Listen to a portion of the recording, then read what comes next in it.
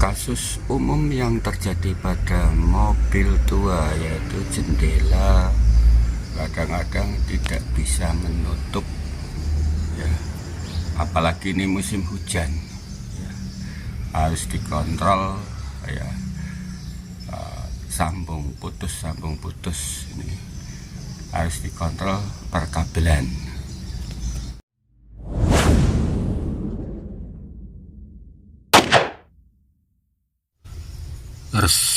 Resiko mobil tua ya begini bro ya, kabel semrawut, jumperan, dimana jumperan ini sambungannya kadang-kadang disolder kadang tidak, sehingga sering terjadi error pada bagian tertentu ya. Di sini error yang terjadi adalah pada bagian power window ini dilacak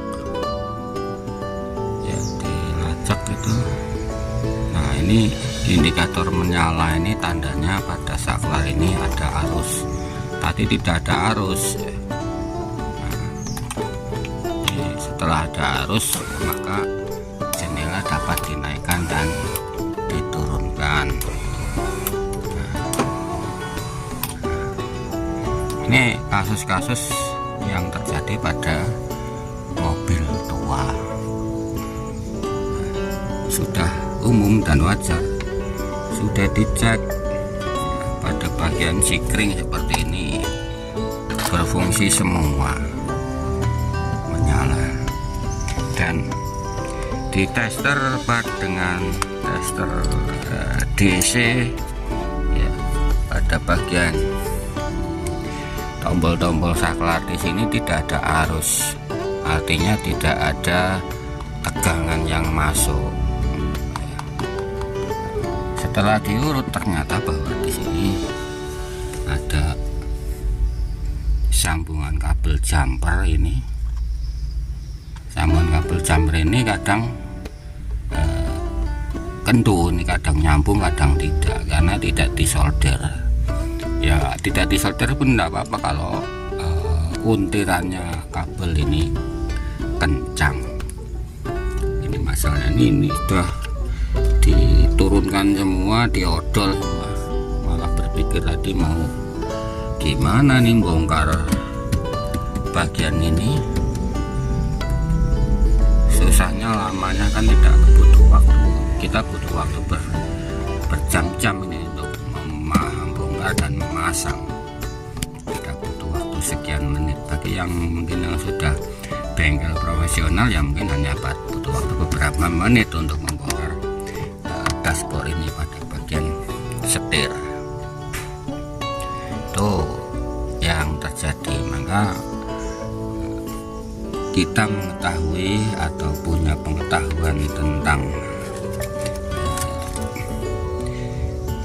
kelistrikan atau arus listrik DC itu harus paham ya, penggunaan kabel di sini. Masalahnya adalah pada kabel di sini ini adalah tentang hubungannya dengan central lock. Central yang berhubungan dengan remote control, ini hubungannya ya dengan remote control. Bergerak sedikit dia akan berbunyi ya, kalau ditekan tombolnya pada bagian ini akan mengunci dan membuka. Ini lock. Nah dulu pada bagian pintunya mana ya, ini posisi lock, posisi open. Nah, posisi open, posisi lock. Nah, sedangkan di sini ada indikator menyatakan ini adalah posisi fungsi door locknya itu bekerja atau berfungsi, ini berkedip, kedip-kedip. Maka di sini penggunaan atau penggunaan kabel itu sebaiknya di sini kabel penyambungan antara ini, antara yang dari berhubungan dengan remote control dan central lock. Ini adalah central lock, door lock ya, central relay dan door lock, central relay dan door lock. Nah, ini masih bekerja dan berfungsi walaupun tidak keseluruhan. Ini yang masih ori, sedangkan ini kan pada sistem remote controlnya baru. Nah, untuk kebanyakan bagi yang tidak orinya, penggunaan tidak ori pada remote control ini, kabel yang digunakan atau dipakai ini menggunakan tidak menggunakan tembaga tetapi kabel putih. Bila kabel putih ini disambung atau dengan yang warna tembaga, ini yang tembaga, sering terjadi sambungannya mudah mengapur, terjadi pengapuran. Nah, inilah sambungan-sambungan seperti ini yang menyebabkan sering terjadi error. Maka sebaiknya bila menemukan sistem remote control atau yang lain, sebaiknya yang sama jenisnya, yang menggunakan tembaga ya sama menyambungnya dengan menggunakan tembaga. Kalau tidak ya salah satunya satu-satunya cara ya sambungan ini harus di solder, dipatri, agar tidak terjadi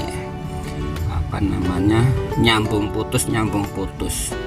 Kalau ini sih sama tembaga, cuma kasusnya di sini tidak disolder, sehingga makin lama karena bergerak dia akan nyambung tidak. Nah, ini yang menyebabkan sering terjadi error pada central locknya, atau mungkin pada power windownya ya, pada jendelanya di sini ya kadang bisa diturunkan, kadang tidak bisa dinaikkan. Nah, ini kendala biasanya pada sistem tombol di sini. Ini sudah modifikasi atau dibuat sendiri karena kita mencari yang orinya belum nemu, sehingga kita buat sendiri rumah daripada sentral windownya dan juga power windownya ini naik dan turunnya ini kasus-kasus yang terjadi umum pada mobil tua.